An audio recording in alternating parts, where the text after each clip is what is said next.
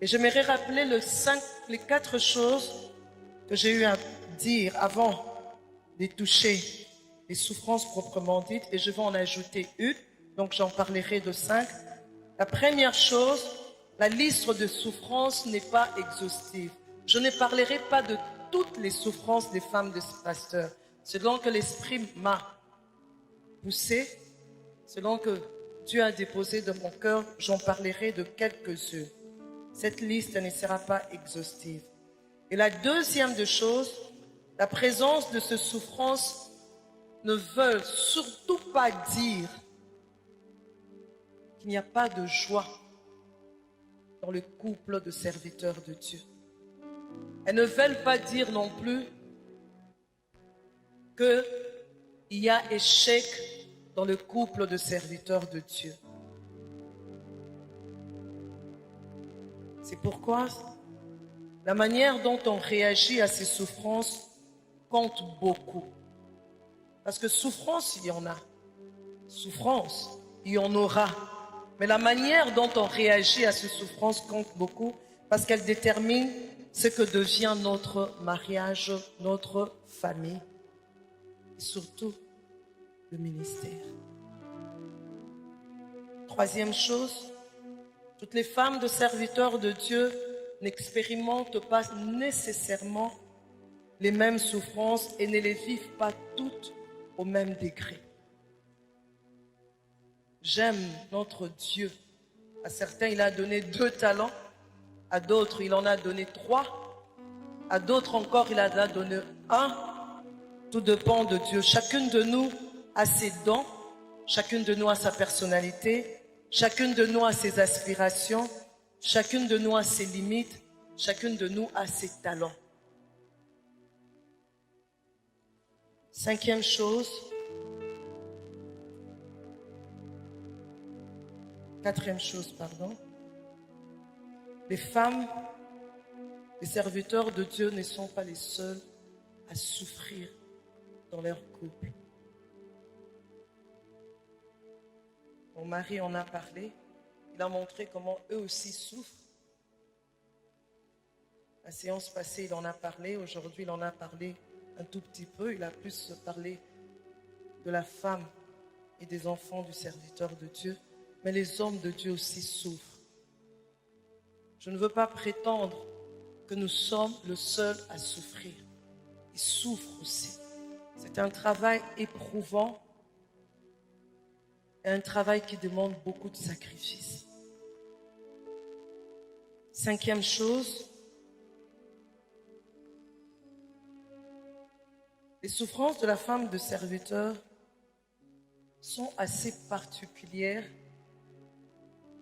et différentes des souffrances de la femme d'un médecin, de la femme d'un avocat, de la femme d'un cordonnier. La différence, c'est que la femme du serviteur, elle vit dans le champ de travail de son mari. Elle est exposée à la vie professionnelle de son mari.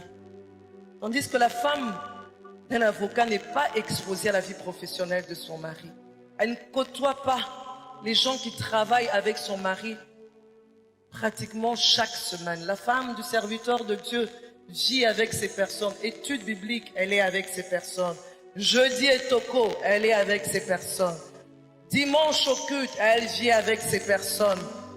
Retraite à l'église, elle est encore. Donc, pratiquement chaque semaine, elle côtoie ces personnes. Alors, nous allons directement au sous-point B du point 3, les souffrances au niveau de la famille. Je parlerai des souffrances au niveau de la famille en 2 temps. Au niveau de la famille restreinte et au niveau de la famille élargie. Au niveau de la famille restreinte, la femme du serviteur de Dieu, elle souffre du fait qu'elle et ses enfants n'ont pas droit à une vie normale. à une vie ordinaire, habituelle. Une vie où on voit papa et maman et les enfants faire souvent des sorties ensemble. Une vie où on voit papa et maman et les enfants directement après qu'on ait dit Amen, Amen. Nous sommes tous dans la voiture, nous rentrons ensemble à la maison.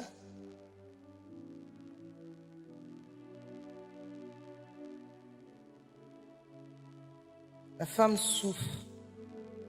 Elle souffre d'avoir les miettes du temps qui reste au serviteur de Dieu. Souvent, elle a même l'impression d'avoir les miettes de tout. Les miettes de l'attention, les miettes de temps, du temps. Et les dangers dans tout ça, c'est quand la femme et surtout les enfants commencent à développer un dégoût des choses de Dieu. Tellement l'enfant, les enfants et la femme n'ont pas toujours ce qu'ils attendent de leur papa ou de son mari. Ça commence à créer comme une rébellion dans le cœur, comme un dégoût de l'église, comme un dégoût des activités de l'église. À quoi bon? Ça crée une compétition. Les week-ends, déjà, les week-ends sont des jours de travail pour le serviteur de Dieu. C'est difficile de l'avoir pour organiser des sorties avec les enfants. Déjà, à partir de vendredi, ce sont les bénédictions nuptiales qui commencent. Vendredi, samedi, il est parti. Il doit bénir les mariages. Il doit assister au mariage. Il doit célébrer. Quand il y a un anniversaire, quand il y a un programme, des sorties avec les enfants, souvent il y a un report.